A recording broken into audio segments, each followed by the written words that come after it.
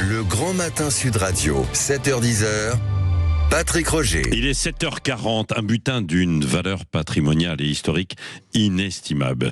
C'est ce qu'ont emporté des cambrioleurs après s'être introduits dans le musée du Louvre à Paris ce week-end. Un process extrêmement rapide, disqueuse, nacelle de travaux et hop, c'est reparti. Et pourtant l'alerte avait été lancée il y a déjà quelques mois. Nous sommes avec Élise Muller, agent de surveillance au musée du Louvre, secrétaire nationale du syndicat Sud Culture. Bonjour à vous. Bonjour. Merci d'être avec nous ce matin. Je le disais, vous aviez alerté à plusieurs reprises déjà sur la sécurité du Louvre. Il y a de ça quelques mois. Oui, tout à fait. En fait, les agents dans leur ensemble du musée du Louvre avaient tiré la sonnette d'alarme à de multiples reprises. Avec le moment le plus visible pour l'extérieur, c'était le débrayage du 16 juin dernier. Ouais. Les agents y ont alerté sur une multitude de dysfonctionnements et de problématiques, pas uniquement la sûreté, la sécurité, mais bien sûr que ça fait partie de ce qu'on a crié sur tous les toits, autant qu'on voulait bien nous entendre, et on constate aujourd'hui qu'on a été très peu entendu. Bah oui, et pourtant moi je croyais que vous aviez été entendu, parce que je me souviens du président de la République qui était venu pour l'inauguration de la restauration du musée du Louvre et qui avait dit que tout serait fait pour la sûreté et la sécurité du Louvre. Ce qui s'est passé, en fait, surtout, c'est que l'état de déliquescence d'un certain nombre d'équipements a été utilisé par le président de la République et la direction actuelle pour justifier un projet en 2031. Mais là, aujourd'hui, tout le monde le voit. On n'a pas à attendre, enfin, on ne peut pas attendre 2031. C'est en 2025 qu'il y a le feu. Oui, c'est ça. Mais bon, alors on va pas rentrer dans les détails parce qu'il y a une enquête qui est en cours, quoi. Mais Élise Muller, les manques, le problème vient de quoi selon vous ? Alors bon, hier on est quand même dans une scène de film assez inimaginable, donc. Il y a aussi des malfaiteurs qui sont extrêmement imaginatifs et on ne peut pas tout anticiper. Ouais. Après, très clairement, il y a quand même beaucoup de questions qui se posent.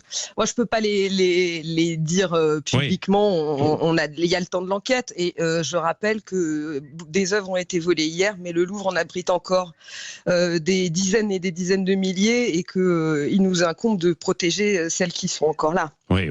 Parce que vous demandiez du personnel, mais il y a aussi les alarmes aujourd'hui. Les musées, comme les maisons des particuliers, ça fonctionne beaucoup sur des systèmes d'alarme.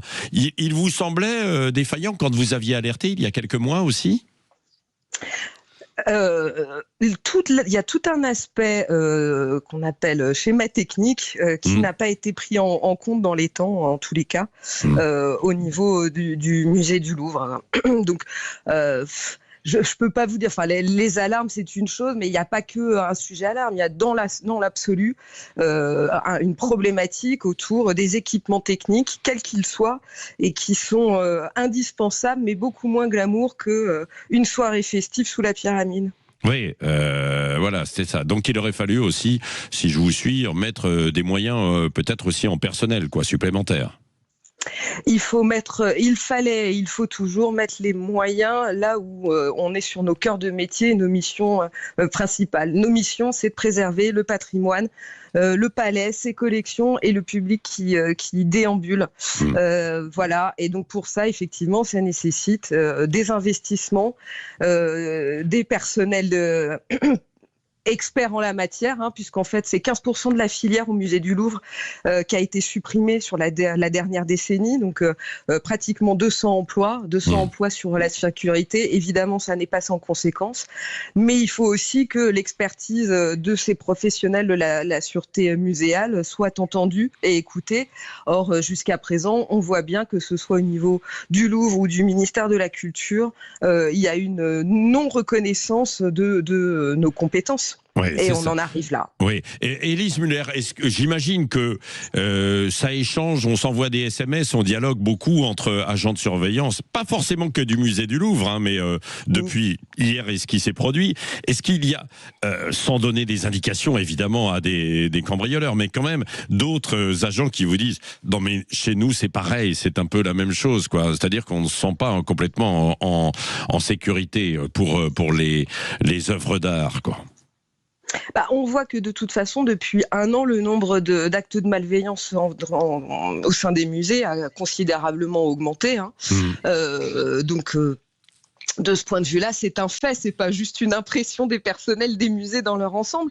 Ouais. Le truc aussi, c'est que la tendance ces dernières années, et c'est sur toute la sphère muséale, c'est de réduire les budgets de sécurité et de sûreté au profit des budgets d'événementiel.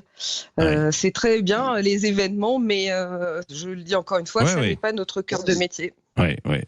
En tout cas, merci d'avoir été avec nous ce matin, Élise Muller, donc agent de surveillance au musée du Louvre. Et puis on va voir l'enquête. Vous avez quand même évidemment un bon espoir, parce que là on parle de l'enquête, mais il y a ces bijoux à la valeur inestimable. Et évidemment, il y en a d'autres, quoi. Hein.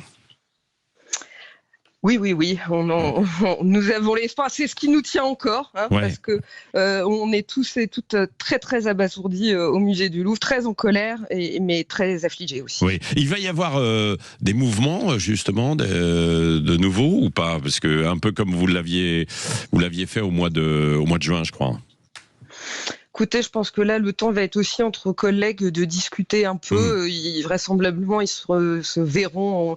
Nous verrons ce matin et on verra ce qu'il en est après une nuit compliquée. Oui, absolument. En tout cas, merci d'avoir été avec nous. Élise Muller, agent de surveillance au musée du Louvre, secrétaire nationale du syndicat Sud Culture.